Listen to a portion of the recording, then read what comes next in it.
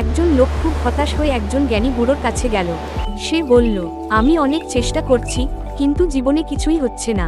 কষ্ট করি, পরিশ্রম করি, কিন্তু ফল পাই না। জ্ঞানী বুড়ো তাকে নিয়ে বাগানে গেলেন। সেখানে তিনি একটি বাঁশগাছ ও একটি লেবু গাছ দেখালেন। তিনি বললেন, আমি এই দুইটি গাছ একসাথে লাগিয়েছিলাম। লেবু গাছ মাত্র 1 বছরে ফল দিতে শুরু করেছিল, কিন্তু বাঁশগাছ সেটা 5 বছর পর্যন্ত উপরে বাড়েনি, শুধু মাটির নিচে শিকড় ছড়িয়েছে। তবে 5 বছর পর, মাত্র 6 সপ্তাহের মধ্যে সেটা 80 ফুট লম্বা হয়ে গেল।